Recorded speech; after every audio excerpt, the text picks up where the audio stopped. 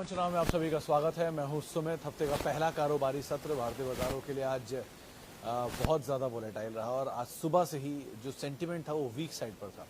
आप बोलेंगे week side पे क्यों बोल रहा हूँ, जिसकी वजह थी कि फ्रंट लाइन इंडेक्स में तो आपको मूव दिखाई पड़ेगा thanks to Reliance and banks, लेकिन जो मिड कैप स्मॉल कैप थे वहाँ पे सीवियर कार्नेज आज सुबह से ही हो रहा था। 1% नीचे स्मॉल कैप इंडेक्स था जो सेकंड हाफ तक आता था 1.5-2% तक पहुंच गया और मिड कैप इंडेक्स जो कि फ्लैट था वो फ्लैट से 1% के आसपास के फॉल की तरफ पहुंचा। तो second half of the day में जो बिकवाली थी वो बहुत इंटेंस थी, specially mid cap small cap में। और लास्ट आवर में करीब 3 बजे के बाद जो निफ्टी की सेल ऑफ बैंक का पूरे दिन का निफ्टी का और 15 मिनट के निफ्टी का फॉल एक बराबर आप मान लीजिए निफ्टी लाल निशान में पहुंचा 17,000 के नीचे, वहाँ पे क्लोजिंग आते हुए दिखाई पड़ी। निफ्टी बैंक फ्लैट बंद हुआ जो कि तेजी में था और बढ़िया तेजी में था, वो फिजल आउट हो गई। निफ्टी मिड कैप इंडेक्स करीब 0.5% नीचे बंद हुआ। स्मॉल कैप इंडेक्स में 1.5% के आसपास का फॉल देखने को मिला। पार्टिसिपेट आज फिर फार्मा ने किया, बढ़िया तेजी फार्मा में लगातार बनी हुई है। इसमें सेलेक्टिव स्टॉक्स में तो अच्छी खरीदारी है, beat Lupin, beat Aurobindo Pharma या फिर बायोकॉन, इन सब में अच्छा खरीदारी का मूड बनता हुआ दिखाई पड़ा। लेकिन बाजार बंद जो हुआ है वो बिल्कुल ही फ्लैट 1/4% के आसपास की बढ़त यहाँ पर देखने को मिली और शुरुआती तेज़ी जो अच्छी तेज़ी थी उसको फिजल आउट करके इंडेक्स लाल निशान में जाकर डिप लगाकर फ्लैटिश टोन पे जाकर बंद होता हुआ दिखाई पड़ा। तो बहुत ही वोलेटाइल मूव और बहुत ही वोलेटाइल में आज ज़्यादा सीवियर डैमेज आपको दिखाई पड़ेगा कैश मार्केट के स्टॉक्स में, जहाँ पे हैवी कार्नेज सो फार चल रहा है। करना क्या चाहिए, जानकार मानने की जब तक फ्राइडे का लो होल्ड कर रहा है तब तक एटलीस्ट सो फार सही जोन है, मतलब पुल बैक जोन है, वरना फिर वापस सेल ऑफ मार्केट में। दोस्तों, अगर आप बाज़ार में अपना पैसा इन्वेस्ट करना चाहते हैं तो अभी जुड़े एंजल ब्रोकिंग के साथ में, क्योंकि यहाँ आपको मिलती है एक अच्छी एडवाइस और भरोसेमंद सर्विस और यहाँ अकाउंट ओपन करना भी है बिल्कुल फ्री ऑफ कॉस्ट। तो आज ही जुड़े एंजल ब्रोकिंग के साथ में, अकाउंट ओपनिंग लिंक डिस्क्रिप्शन में है, आज ही अपना अकाउंट ओपन कराएं। कंटिन्यू करेगा, लेकिन इंटरेस्टिंग ये है कि इंडेक्स को अवॉइड करके स्टॉक स्पेसिफिक देखिए, जहाँ पर नंबर्स बेटर हैं, जहाँ पे कंपनियाँ अच्छी हैं, जहाँ प्रमोटर बाइंग कर रहे हैं, उनको आप एक बार को तवज्जो दे सकते हैं, वहाँ पर आप एक बार को एंटर कर सकते हैं, चाहे mid cap small cap cash के स्टॉक्स हों या फ्रंट लाइन में। तो आप जहाँ पर अच्छे एक्यूमुलेशन जोन दिख रहे हैं वहाँ पर आप एंटर करते रहिए, एक्यूमुलेट करते रहिए, आराम से एक्यूमुलेट करिए, फिर अपना SIP का साइज थोड़ा छोटा रखिए।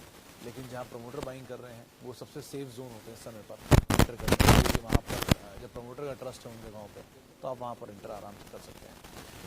सवाल जवाब का सिलसिला शुरू करता हूँ और कुछ सवालों को भी शामिल कर लेता हूँ। सबसे पहले जो सवाल मेरे पास है,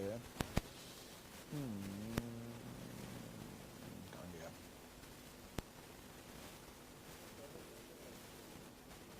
ये रहा। सबसे पहले please ask something motivational according to your experience. Channa sahab, मतलब मोटिवेशनल क्या है, आप मार्केट है तो वॉलेटिलिटी तो रहेगी ही, चाहे ऊपर रहे चाहे नीचे रहे, that's part and parcel of trade. ये सिचुएशन अभी आप देखिए, अगर घबरा रहे हैं तो कुछ दिन पहले जब कोविड का सिचुएशन आया था, जब इंडेक्स ने 8,000 दिखा दिया, तब क्या सिचुएशन होती है आपकी। सो जो नए ट्रेडर हैं उनके लिए लेसन है, जो लगता है जिनको कि एक तरफा पैसा बनाना आसान है उनके लिए भी लेसन है। स्टॉक मार्केट के केस में एक चीज़ क्लियर रखिएगा हमेशा, it is the most easiest way of making the most difficult money in the world. तो ईजिएस्ट वे है, लेकिन सबसे डिफ़िकल्ट मनी बनानी है आपको। और अगर इतना ही आसान होता तो सभी पार्टिसिपेट करके पैसा ना बना लेते। सबको पैसा बनाना है और सभी स्किलफुल हैं, तो सभी ऑब्वियसली बात है ज़्यादा स्टिफ कॉम्पिटिशन देंगे आपको, तो वही सिचुएशन है। आप अभी भी पेशेंस रखिए, आप कुछ नहीं कर सकते तो आप शेयर मत खरीदिए, शांति से बैठे रहिए, भाव देखिए, अपने अपने कामों में फोकस करिए। और अगर आपको लगता है कि नहीं आप फोकस कर सकते हैं, यू हैव करेज, तो आप थोड़ा थोड़ा पोजीशन लीजिए। आपको लगता है कि नहीं आपका करेज ज़्यादा बड़ा है, आपका लॉन्ग टर्म पोर्टफोलियो है, थोड़ा थोड़ा SIP कीजिए। ये ध्यान रखिएगा कि चाहे कोई भी कंपनी हो, अगर वो प्रॉफिटेबल है या रेवेन्यू जनरेट कर रही है और डिविडेंड दे रही है तो वो बंद नहीं हो रही है। बाजार का भाव उसकी कामकाज को डिसाइड नहीं करेगा, उसका कामकाज उसके भाव को डिसाइड करेगा। सो से फॉर एग्जांपल रिलायंस इंडस्ट्रीज, से फॉर एग्जांपल बायोकॉन, से फॉर एग्जांपल इन्फोसिस, इनके दाम नीचे आए हैं तो इसका मतलब ये नहीं होगा कंपनियां बंद हो रही हैं। इसका मतलब ये है कि इनके भाव राइट साइज हो रहे हैं, एक जगह पे आके वो स्टेबल होंगे और उस जगह से वापस उनकी एक्यूमुलेशन शुरू हो जाएगा। सो कहीं तो उनकी वैल्यू डिटरमाइन होगी ही, तब तक अगर आप एक्यूमुलेट कर पा रहे हैं तो बहुत अच्छी बात है, अगर आप लॉन्ग टर्म इन्वेस्ट करेंगे। लेकिन अगर आप ट्रेडर हैं तो आपको उसके हिसाब से कॉल लेना होगा, आपके स्टॉप लॉसेज होंगे, वो ट्रिगर होगा, खत्म होगी कहानी। फिर आप नई पोजीशंस पे जाएंगे। आपको लगता है आप ट्रेड नहीं सेट कर पा रहे हैं, आप नहीं ट्रेडर बन पा रहे हैं, अवॉइड कर दिए कुछ दिन के लिए बाजार को, वापस जब स्टीम लेगा तब आ जाएगा। लेकिन कैपिटल वाइप आउट करके एग्जिट करने का कोई लॉजिक नहीं है कि आपने ट्रेडर्स बन के कैपिटल वाइप आउट कर लिया और फिर जब बाजार चला तो दोबारा नया कैपिटल लेके आ गए। इंस्टेड आपके पास पोजीशन है, आपकी अपनी है, आप समय दे सकते हैं, होल्ड कर लीजिए, कोई दिक्कत नहीं। I have already invested in Infosys, HCL, Wipro, KPIT, ICICI, Mahindra, L&T, RIL, Tata Steel, Tata Power। इतनी सारी पोजीशन में अल्पेश जी मैं कैसे बता दूँ आपको क्या क्या ऐड करिए, but all the stocks are good to go barring Wipro. Wipro भी ख़राब नहीं है बट थोड़ा भागा हुआ शेयर है।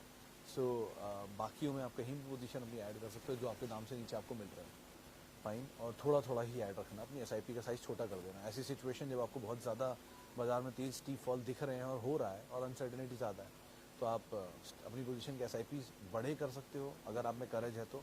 और अगर आप में करेज नहीं है और आपकी लिमिटेड मनी है तो आप एसआईपी का साइज़ छोटे कर दो, जहाँ पर आप ज़्यादा देर तक उसको एवरेज कर पाओ। और थोड़ा दिन रुक कर करो, ऐसा नहीं कि आज 2100 पे कर लिया तो कल 2050 पे कर लिया। बड़े बड़े गैप्स देख लो, उनको उनके हिसाब से एवरेज कर लो। सो आप सारी अपनी क्वालिटी में कोई प्रॉब्लम नहीं है, बट आप थोड़ा थोड़ा करके एवरेज यहाँ पर कर सकते हो इन सिचुएशंस में जहाँ आपके पास पैसा हो। नहीं है कुछ भी तो कोई पैनिक वाली बात नहीं है, शांति से बैठ जाइए, थोड़े दिन बाद वापस ऊपर आ जाएगा मार्केट, उसमें क्या। यही दाम पहले भी देखे हैं, TCS 600 रुपये भी था प्री स्प्लिट पोस्ट बोनस, अभी कोविड में वापस 3200 आ गया या 4000 भी गया उसके बाद। लाइकवाइज इन्फोसिस 650 था जब वो उसके ऊपर इंस्पेक्शन बैठा था, कॉर्पोरेट गवर्नेंस का इशू आया था, उसके बाद दो बायबैक हो गया 1800 रुपये के। रिलायंस इवन 900 रुपये आया था कोविड में, उसके बाद 2800 भी दिखा के आ गया। सो सब ऐसे ही ऊपर नीचे रहते हैं मार्केट में, भाव बदलते रहते हैं, इतना पैनिक वाली कोई बात नहीं है। मिड कैप स्मॉल कैप में प्रॉफिटेबल कंपनियों के साथ रहिए, बस ये एक चीज़ ध्यान रखिएगा, profitable company, dividend paying company, अच्छा रेवेन्यू जनरेट करने वाली कंपनियाँ, इनको पहली प्रेफरेंस सो फार दीजिएगा। लॉस मेकिंग आ गई है आपके पास, आप उसमें बहुत हैविली इन्वेस्टेड हो, बैठ जाओ शांति से। सर कौन से शेयर जहां पर प्रमोटर बाइंग कर रहे हैं? काम कर रहा हूं शर्मा साहब इसके ऊपर, एक लिस्ट बनाई है मैंने जहां मार्च में प्रमोटर ने बहुत एक्टिवली बहुत पोजीशन ली है। एक आध दिन में वो सेगमेंट आपको ज़रूर मेरे ट्विटर हैंडल पे, आवाज़ के पेज पे दिखाई पड़ेगा।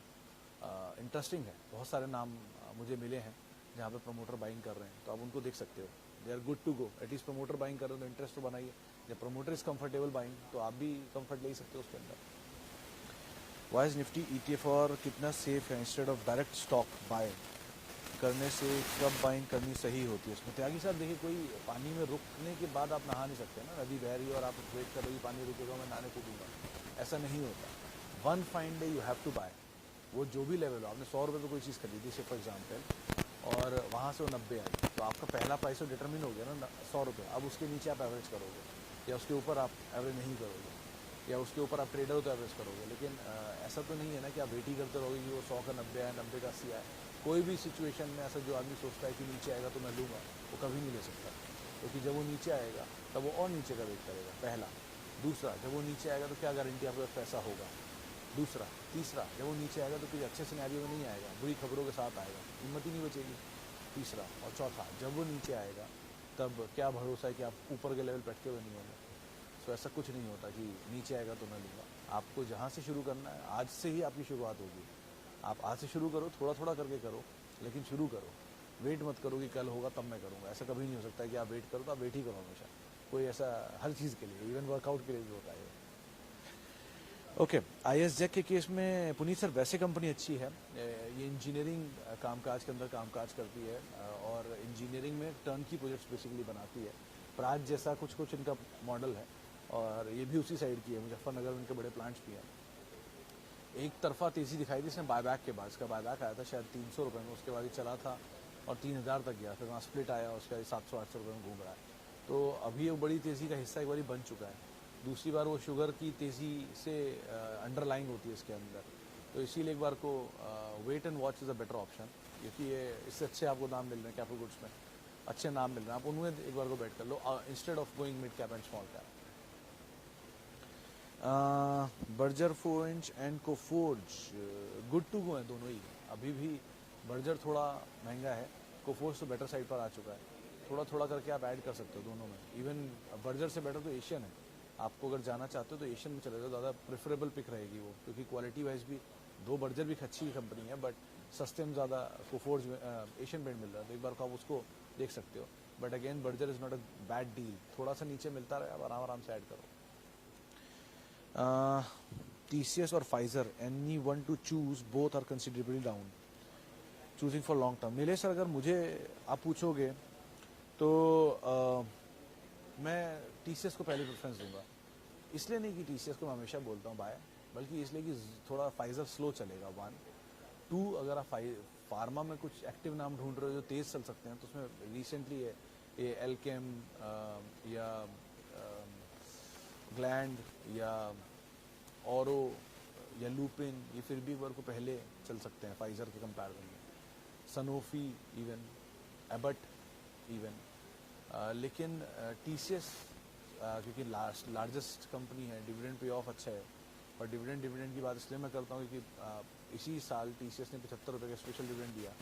अगर आप पिछले साल भी जाओगे तो मतलब पिछले 5 साल में 2 तो स्पेशल डिविडेंड आ चुके हैं TCS में।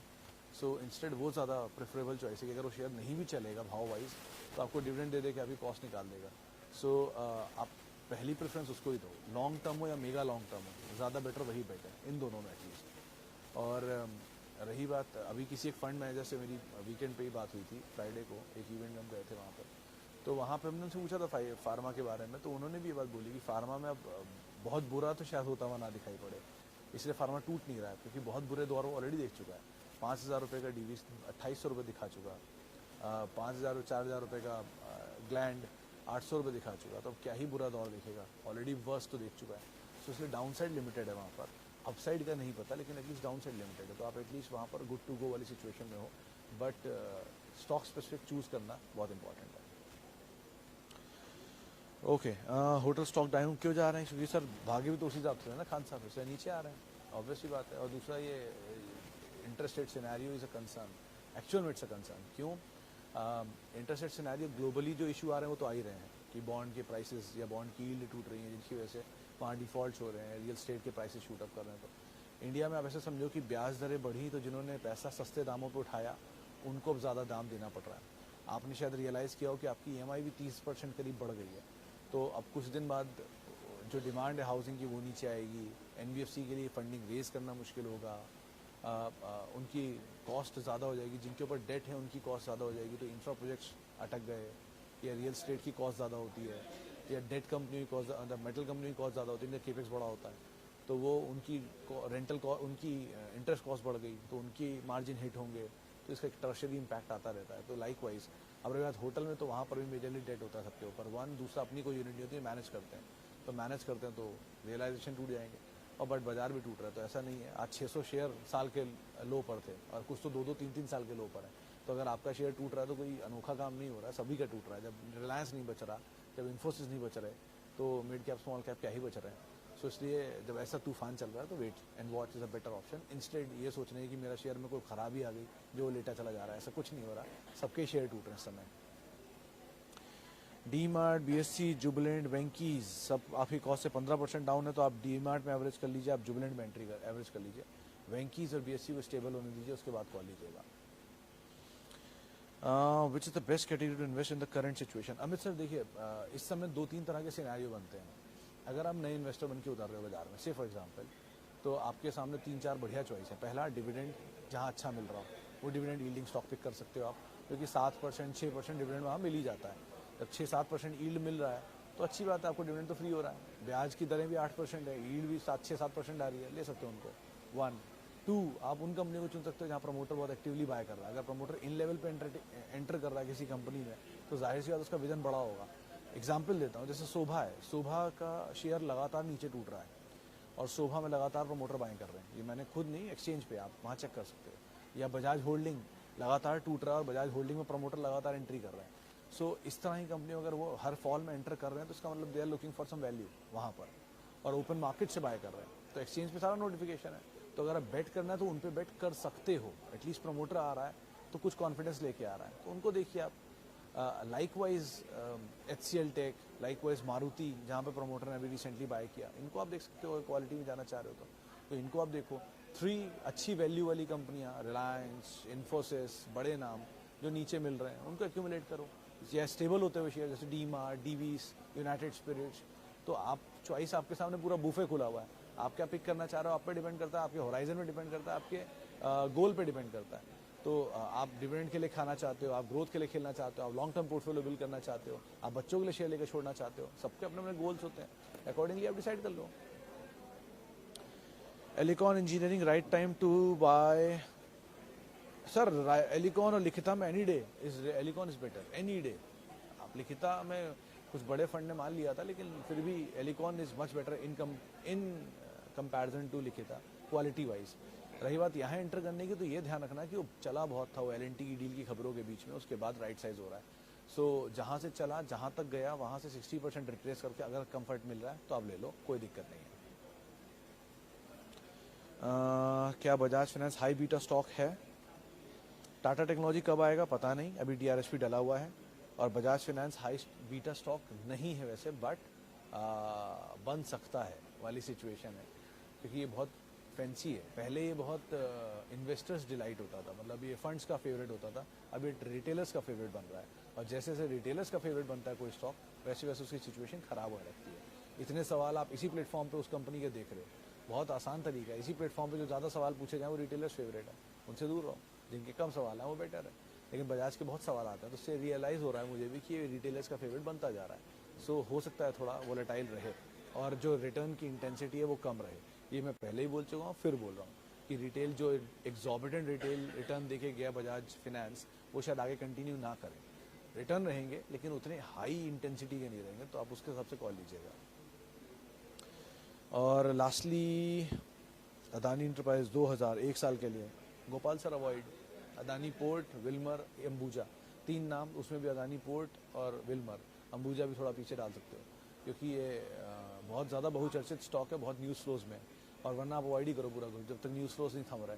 न्यूज़ फ्लोज थोड़ा थम जाए, out of light, out of site हो जाए, तब आप एक बार को एंटर करना। अभी के लिए इसे अवॉइड करो, ज़्यादा बेटर है। जेंसार और बिरलास और DLF Tata power, which is best to long term के लिए एवरेज करने में? सर जेंसार सो फार बेटर है, क्योंकि 232, 22, 35 इस रेंज में प्रमोटर ने मान लिया है, इसके आसपास मिल जाए तो बेटर है। और बाकी अमंग ऑल में बिरला सॉफ्ट और टाटा पावर। DLF को तो अवॉइड ही करो, रियल स्टेट सिनेरियो बढ़ रहा है। इंटरेस्ट रेट जब हाई होते हैं तो घरों की डिमांड स्लिप होनी चाहिए। तो पुराने आंकड़े जो दिख रहे हैं दैट्स अ डिफरेंट थिंग, लेकिन जो नए आंकड़े होंगे स्लिप होंगे ना, क्योंकि ब्याज बढ़ रहा है, आप ही मकान नहीं ले पाओगे। सो ज़्यादातर लोग लोन लेते हैं, सो कॉल उस हिसाब से आप एटलीस्ट लेना। चलो फिलहाल अब इतने सवालों को शामिल करूँगा, माफ़ी बहुत सारे लोगों से जिनसे बातचीत नहीं कर पाए, और बहुत बहुत शुक्रिया उन सभी लोगों का जिनसे बातचीत हुई। और आपसे मुलाकात होगी कल, तब तक के लिए आप मेरे साथ @सुमित रिसर्च मेरा ट्विटर हैंडल है, वहाँ जुड़ सकते हैं। और किसी भी निवेश से पहले अपने वित्तीय सलाहकार की राय ज़रूर ले लें। नमस्कार।